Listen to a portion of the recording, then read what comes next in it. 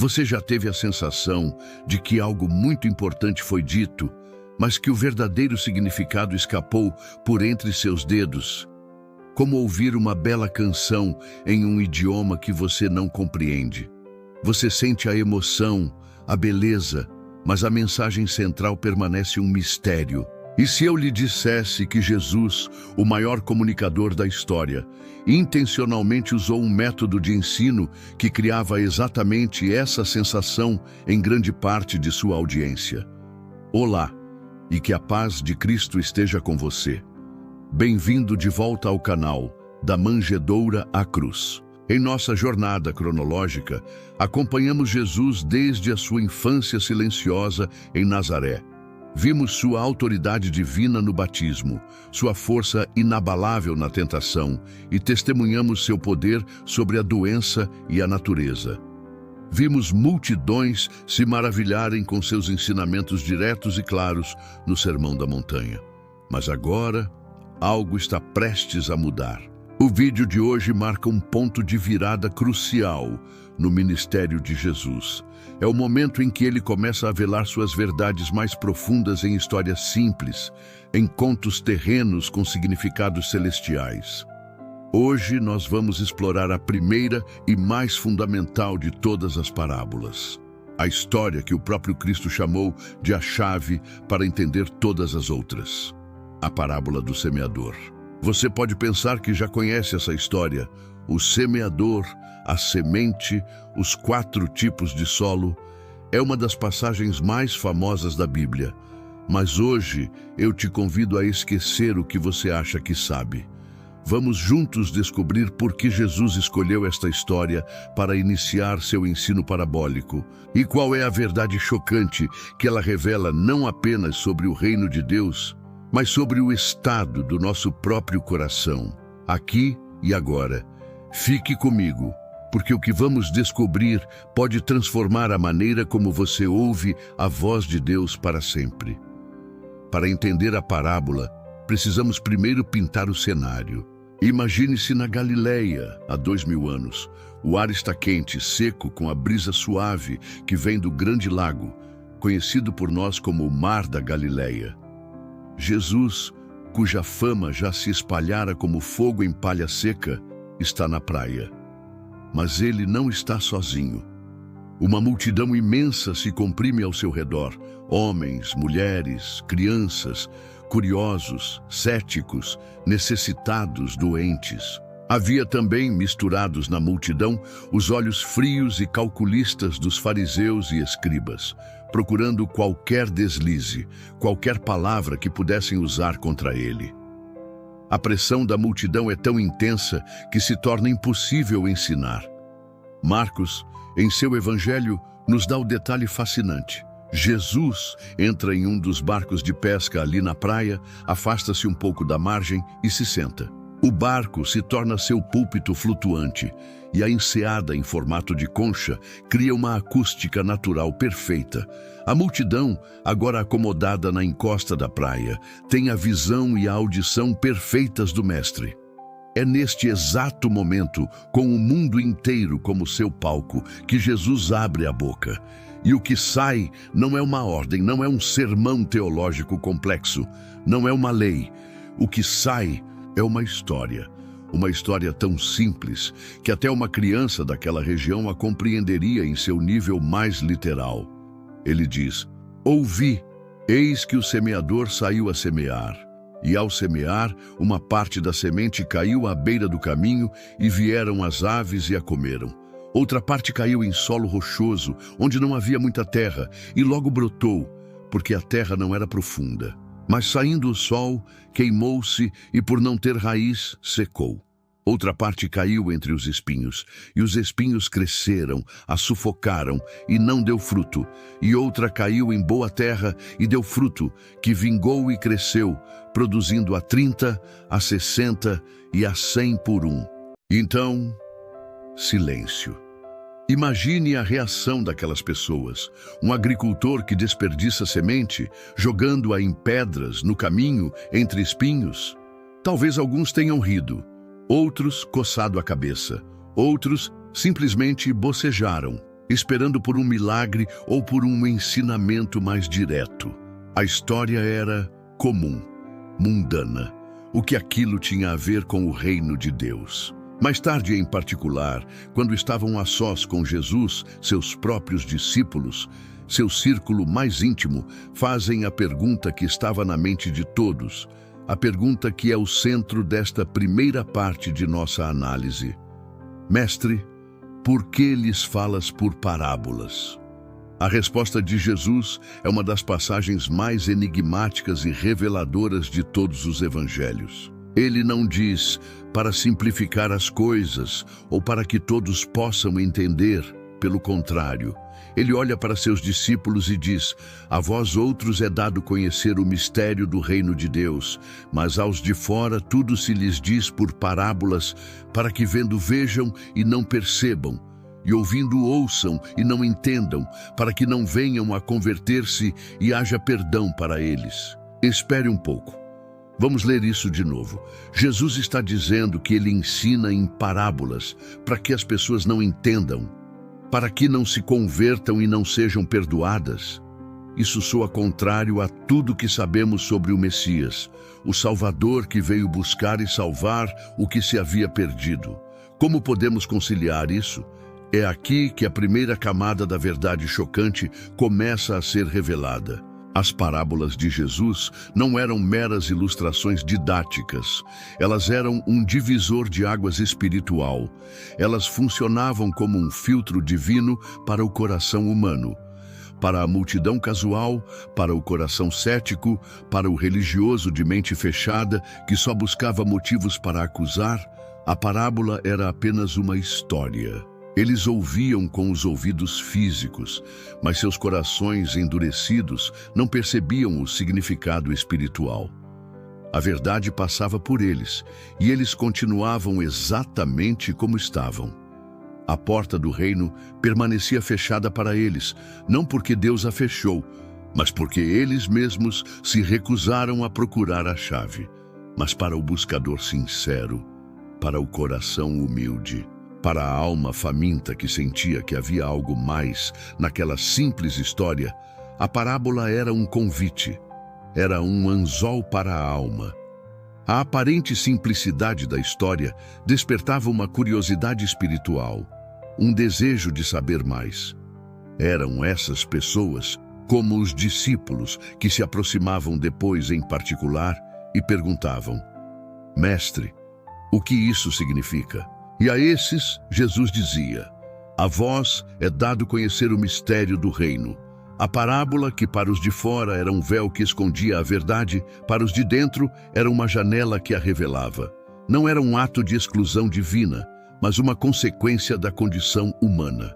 Deus não esconde a verdade de quem a procura, mas a verdade permanece oculta para quem já decidiu que não quer ver.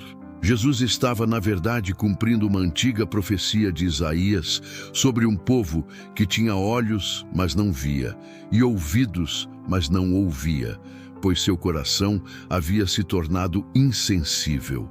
A parábola, portanto, não criava essa condição, ela apenas a revelava.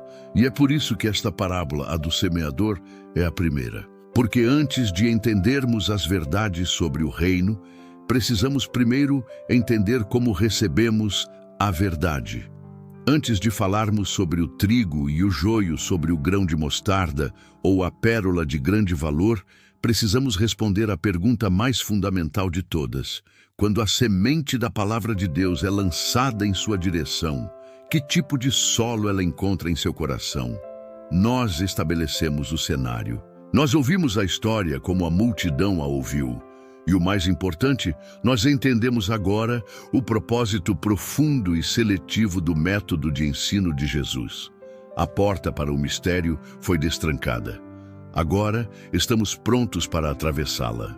Na primeira parte, nós destrancamos a porta, entendendo por que Jesus usava as parábolas como um filtro para o coração humano. Agora, ele nos convida a entrar. A multidão ficou para trás, na praia, com suas dúvidas e interpretações. Nós, Junto com os primeiros discípulos, estamos em um lugar de privilégio, prestes a receber a explicação direta do Mestre. A chave foi usada e o mistério do reino está prestes a ser revelado.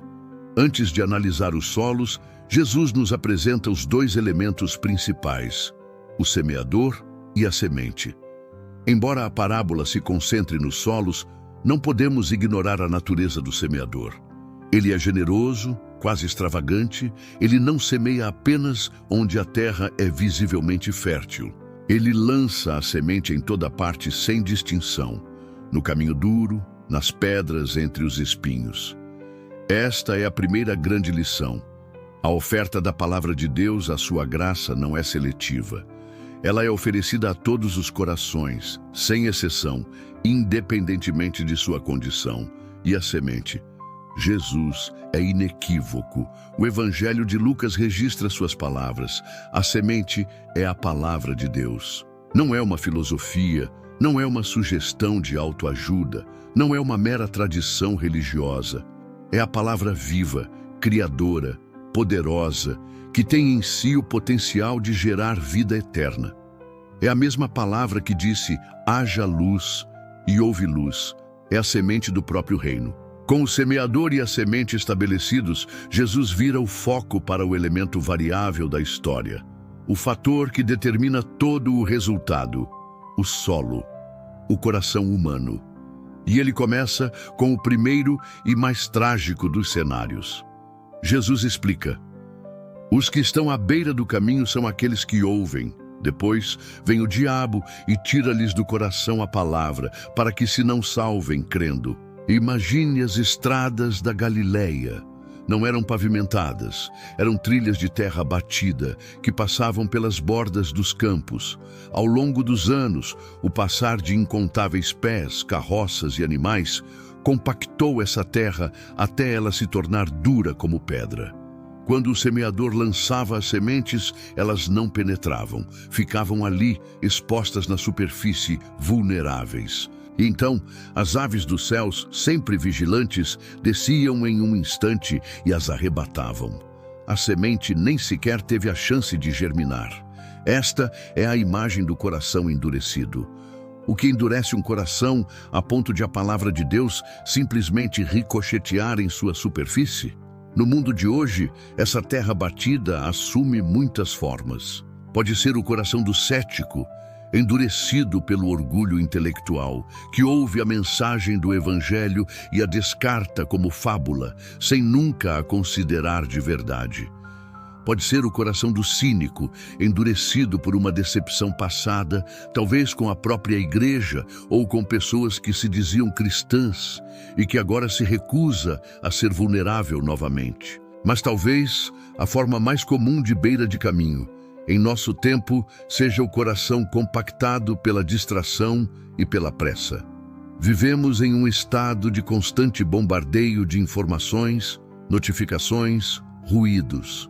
A palavra é ouvida em um sermão de domingo, mas antes mesmo de chegar ao carro, a preocupação com o almoço, as mensagens no celular, a lista de tarefas da semana, as aves do nosso mundo moderno, descem e a arrebatam. A semente da verdade foi lançada, mas não encontrou um único centímetro de solo macio para se alojar. Ela permaneceu na superfície da mente e foi rapidamente roubada. Jesus identifica o ladrão especificamente, o diabo. Não devemos subestimar essa afirmação. Existe uma oposição espiritual ativa que trabalha para que a palavra não crie raízes. O objetivo do inimigo é manter os corações duros, distraídos e desinteressados, roubando a semente antes que a pessoa tenha a chance de crer e ser salva. Este é o coração que ouve, mas não escuta. Agora, Jesus nos apresenta um cenário que parece muito mais promissor. Ele diz: e os que estão sobre pedregais são os que, ouvindo a palavra, a recebem com alegria, mas como não têm raiz, apenas creem por algum tempo, e no tempo da tentação se desviam. Para entender isso, precisamos conhecer a geologia da Galileia. Em muitos lugares, existe uma fina camada de terra fértil sobre uma base sólida de calcário. Alguém que olha para a superfície vê um campo perfeitamente normal. Mas logo abaixo, a rocha. A semente que cai ali brota com uma rapidez impressionante, porque as pedras no subsolo absorvem o calor do sol, aquecendo a terra e acelerando a germinação. A planta cresce, verde e viçosa. Parece o maior sucesso da colheita, mas a aparência engana. Como as raízes não conseguem penetrar na rocha para buscar água e nutrientes nas profundezas, a planta não tem estrutura, não tem fundamento. E quando o sol do meio-dia se levanta, com seu calor implacável, aquela mesma pedra que acelerou o crescimento se torna um forno, cozinhando as raízes frágeis. A planta que brotou com tanto entusiasmo murcha e morre com a mesma rapidez. Esta é a imagem do coração superficial. Quem de nós não conhece alguém assim? Ou talvez, sejamos honestos, quem de nós nunca foi essa pessoa? É o indivíduo que vai a um evento da igreja, ouve uma música tocante, assiste a um testemunho emocionante e se entrega a lágrimas, a alegria, a uma declaração pública de fé. É uma recepção imediata e entusiasmada da palavra. Parece maravilhoso.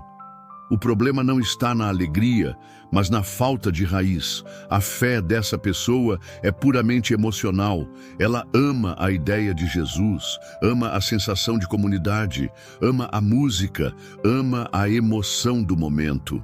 Mas ela nunca permite que a palavra aprofunde, que a confronte, que exija dela uma mudança real. Ela nunca desenvolve as raízes da disciplina espiritual, o estudo solitário da Bíblia, a oração constante quando ninguém está olhando, o serviço sacrificial. E então vem o sol. O que é o sol? Jesus o chama de tentação, tribulação ou perseguição por causa da palavra. No mundo de hoje, isso pode ser muitas coisas. Pode ser a zombaria dos amigos no trabalho por sua nova fé. Pode ser a dificuldade de um mandamento bíblico que vai contra um desejo pessoal. Pode ser uma oração que não é respondida da forma esperada. Pode ser uma tragédia pessoal que faz a pessoa questionar: onde está Deus nisso tudo? Como não há raiz, não há profundidade, não há reserva de fé. A crise que deveria fortalecer a planta, fazendo suas raízes irem mais fundo, acaba por queimá-la completamente. A alegria inicial se transforma em desilusão e a pessoa se desvia, dizendo: eu tentei, mas não funcionou para mim. É a fé de fogo de palha, intensa, mas tragicamente breve. Nós analisamos o coração duro, que nunca permite a entrada da palavra, e o coração raso, que a recebe com uma alegria superficial, mas não a sustenta. Ambos, no final, terminam sem frutos. Mas há um terceiro tipo de solo improdutivo, e este é talvez o mais sutil e o mais perigoso de todos, porque ele parece, por muito tempo, ser o solo perfeito. Nós vimos a semente da palavra de Deus ser impiedosamente roubada do coração duro e queimar rapidamente no coração raso. Em ambos os casos, o fracasso foi rápido e total. Mas agora, Jesus nos descreve um terceiro solo, um cenário tão sutil, tão familiar e tão perigoso, que deveria soar como um alarme para cada um de nós. É o solo onde a semente não é roubada e não morre por falta de raiz. Pelo contrário, ela germina, cresce e a planta parece saudável. Mas algo terrível acontece ao longo do caminho. Jesus descreve assim: outro, enfim, o que foi semeado entre os espinhos é o que ouve a palavra, mas os cuidados do mundo e a sedução das riquezas sufocam a palavra e ela fica infrutífera. Imagine um campo que foi arado, mas não foi devidamente limpo. Sob a superfície da terra, as raízes de ervas daninhas e espinheiros ainda estão vivas, dormentes, esperando sua oportunidade. O semeador lança a boa semente, o trigo, e ela brota. Ao mesmo tempo, Impulsionados pela mesma chuva e pelo mesmo sol, os espinhos também despertam. E aqui acontece uma competição desleal. Os espinhos são nativos, agressivos e crescem com uma velocidade e força vorazes. Eles se entrelaçam ao redor do trigo delicado, roubando sua luz, sugando sua água, esgotando os nutrientes da terra. A planta de trigo não morre imediatamente. Ela continua ali, viva, mas fraca, pálida, lutando para respirar. E, no final, ela é tão sufocada que não consegue produzir a espiga, não consegue gerar o grão. Ela existe, mas não cumpre seu propósito, fica infrutífera. Esta é, talvez, a imagem mais assustadora para o cristão moderno. Este é o coração dividido. Jesus identifica 3 tipos de espinhos que travam essa guerra em nosso coração. O primeiro espinho são os cuidados deste mundo. Perceba que ele não fala os pecados deste mundo, mas os cuidados. São as preocupações legítimas da vida que crescem fora de proporção. A ansiedade sobre como pagar as contas, o estresse com o trabalho e a carreira, a preocupação constante com a saúde, com o futuro dos filhos. Nenhuma dessas coisas é má em si, mas quando permitimos que a ansiedade domine nossos pensamentos, ela se torna um espinheiro que consome toda a nossa energia mental e espiritual. A palavra de Deus está em nosso coração, mas a voz da preocupação grita mais alto, sufocando a paz, a confiança e a alegria que o reino deveria nos dar. O segundo espinho é a sedução das riquezas. A palavra grega original para sedução também pode ser traduzida como engano. O materialismo é um engano. Ele promete felicidade, segurança e satisfação, mas entrega apenas um desejo insaciável por mais. É a busca incessante pela casa maior, pelo carro mais novo, pelas roupas de marca, pela última tecnologia. Este espinheiro cresce de forma silenciosa e gradual. Ele nos convence de que precisamos trabalhar mais horas, não para o sustento, mas para o luxo, nos deixando sem tempo para Deus. Ele enche nosso coração com a cobiça e a inveja, sufocando a generosidade e o contentamento. A planta da fé ainda está lá, mas está sendo estrangulada pela era venenosa do consumismo. O terceiro espinho são as ambições de outras coisas, ou como diz Lucas, os prazeres da vida. Esta é uma categoria ampla que engloba tudo aquilo que compete com Deus pela nossa afeição e pelo nosso tempo. Hobbies, entretenimento, a busca incessante por novas experiências, a maratona de séries, a rolagem infinita nas redes sociais. Novamente, nenhuma dessas coisas é necessariamente pecaminosa. Mas quando elas se tornam a prioridade, quando o nosso melhor tempo, nossa melhor energia e nosso maior entusiasmo são dedicados a elas, elas se tornam espinhos. Elas sufocam a vida espiritual, deixando-a anêmica e sem vitalidade. A tragédia do solo espinhoso é esta: ele abriga uma vida que nunca alcança seu propósito. É a pessoa que vai à igreja, que crê em Jesus, mas cuja vida não tem impacto espiritual. Não há fruto, não há transformação visível, não há influência sobre os outros. É uma fé sufocada que sobrevive, mas não prospera. É uma existência cristã infrutífera. Depois de nos guiar por 3 cenários de fracasso, 3 retratos de corações que não permitiram que a semente cumprisse seu potencial, Jesus finalmente vira a página. Seus olhos brilham, seu tom de voz se enche de alegria. Ele nos mostra o propósito para o qual o semeador saiu a semear. Ele nos descreve o coração que ele tanto anseia encontrar. Ele diz: mas aqui caiu em boa terra, estes são os que, ouvindo a palavra com coração reto e bom, a retêm e dão fruto com perseverança. Este é o clímax da parábola.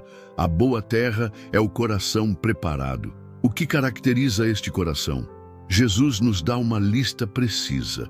Primeiro, é um coração que ouve e entende. Não é um ouvir passivo, mas uma escuta ativa, um desejo de compreender o que Deus está dizendo.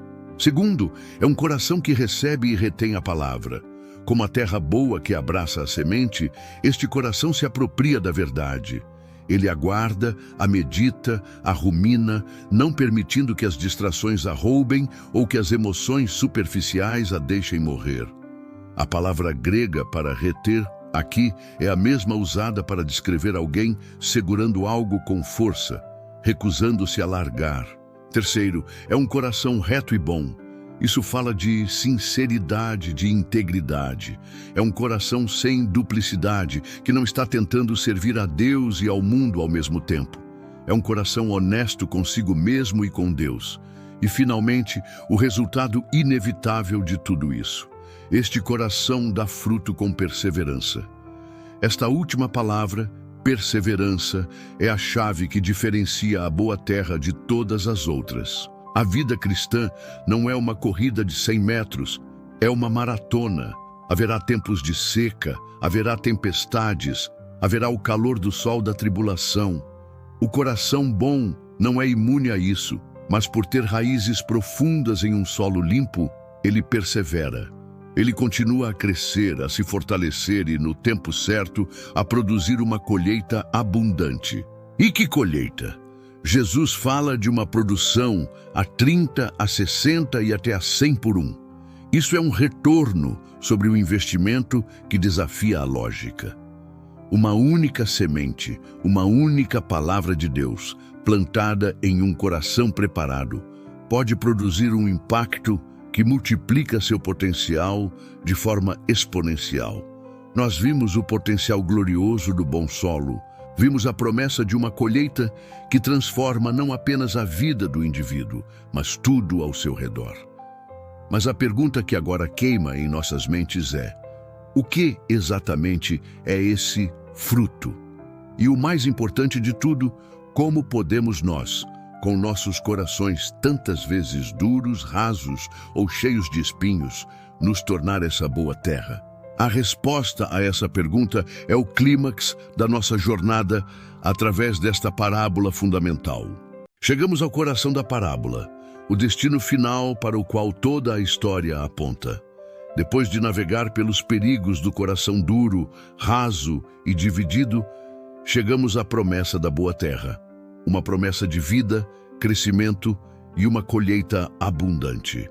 Mas as duas perguntas que deixamos no ar precisam ser respondidas para que esta parábola saia do campo da teoria e transforme a nossa realidade. Primeira, o que exatamente é esse fruto? E segunda, e mais crucial, como podemos cultivar nosso próprio coração para nos tornarmos essa boa terra? Vamos começar pelo fruto. Quando Jesus fala de uma colheita a 30, 60 e 100 por um, ele não está falando de sucesso material, prosperidade ou reconhecimento. O fruto do reino de Deus é algo muito mais profundo e eterno. Primeiramente, ao fruto do caráter. O apóstolo Paulo, em sua carta aos Gálatas, nos dá a descrição perfeita desse fruto. Ele diz: mas o fruto do Espírito é amor, alegria, paz, longanimidade, benignidade, bondade, fidelidade, mansidão, domínio próprio. Perceba, ele não diz os frutos no plural, mas o fruto no singular. É um todo coeso. Quando a semente da palavra de Deus encontra um bom solo, ela começa a produzir em nós o próprio caráter de Cristo. Não é algo que nós fabricamos com nosso próprio esforço, mas algo que o Espírito Santo gera em nós à medida que nos rendemos a Ele. Uma pessoa frutífera ama mais, se alegra apesar das circunstâncias, tem uma paz que o mundo não entende e demonstra paciência, bondade e autocontrole. Este é o primeiro e mais importante sinal de um bom solo. Em segundo lugar, ao fruto da conduta. O caráter interno inevitavelmente transborda em ações externas. Uma pessoa cheia de amor serve. Uma pessoa cheia de bondade é generosa. Uma pessoa cheia de fidelidade é honesta e confiável. Nossas boas obras não nos salvam, mas elas são a evidência, o fruto visível, de que a semente da salvação está viva e ativa dentro de nós. E por fim, há o fruto da conversão. Uma vida transformada pelo poder de Deus se torna um testemunho vivo. A alegria, a paz e o amor que irradiam de uma pessoa frutífera são magnéticos. As pessoas ao redor notam a diferença. E quando perguntam o motivo, a porta se abre para compartilhar a palavra que gerou essa transformação. Uma vida pode impactar outra, que impacta outras, e assim a colheita se multiplica a 30, a 60 e a 100 por um. Entender o que é o fruto nos enche de desejo por ele. O que nos leva à pergunta final e mais prática de todas: como podemos cultivar essa boa terra em nossas vidas? A parábola não é uma sentença de destino. Você não é solo rochoso para sempre. É um diagnóstico, e com o diagnóstico vem a prescrição, o tratamento. O cultivo do coração é um trabalho ativo, uma parceria entre nossa vontade e a graça de Deus. E ele envolve 3 ações fundamentais de um jardineiro espiritual. A primeira ação é arar a terra. Para lidar com a dureza da beira do caminho, precisamos de um arado. O arado do Espírito Santo é o arrependimento. É o ato humilde de admitir nossa dureza, nosso orgulho, nosso ceticismo. É dizer: Deus, eu não sei tudo, meu coração se tornou duro, quebra-me, torna-me ensinável. Arar o solo é praticar a humildade, é escolher ouvir com a intenção de obedecer, é se colocar em uma postura de aprendiz. A segunda ação é remover as pedras. Para lidar com a superficialidade do solo rochoso, precisamos nos aprofundar. Isso significa ir além da fé puramente emocional e construir o alicerce da disciplina espiritual. É criar raízes. Isso acontece quando desligamos o mundo para passar tempo a sós com Deus e sua palavra, não apenas para ler, mas para estudar. Acontece através da oração consistente, que não é apenas uma lista de pedidos, mas um diálogo. Acontece na comunhão com outros cristãos, que nos dão apoio e nos confrontam em amor. Remover as pedras é um trabalho duro e suado, mas sem ele, nunca teremos a profundidade necessária para resistir às tempestades da vida. A terceira e contínua ação é arrancar os espinhos. O coração dividido é talvez o mais difícil de tratar, porque os espinhos, as preocupações e os prazeres do mundo voltam a crescer constantemente. Arrancá-los exige vigilância e intencionalidade diárias. Significa fazer escolhas conscientes sobre onde investimos nosso tempo, nosso dinheiro e nossa afeição. É aprender a entregar nossas ansiedades a Deus em oração, em vez de deixá-las nos sufocar. É praticar o contentamento e a generosidade para quebrar o poder da sedução das riquezas. É estabelecer limites para o entretenimento e as distrações, para que a voz de Deus não seja afogada pelo ruído do mundo. É uma batalha diária para manter o solo do nosso coração limpo e desimpedido, para que a palavra possa crescer. Ao final desta jornada, a parábola do semeador se revela não como uma simples história, mas como um espelho divino. Um espelho que nos força a olhar para dentro e perguntar com total honestidade: que tipo de solo eu sou hoje? Mas a beleza do Evangelho é que o diagnóstico não é a palavra final. A semente da palavra de Deus, o próprio Cristo, está sendo lançada em seu coração neste exato momento, através desta mensagem. A questão nunca foi a qualidade da semente ou a generosidade do semeador. A questão sempre foi e sempre será o solo. Que o nosso desejo, a nossa oração e o nosso trabalho diário seja o de cultivar um coração bom, honesto e perseverante. Um coração onde a palavra possa finalmente encontrar seu lar. E que tipo de colheita você permitirá que ele tenha em sua vida?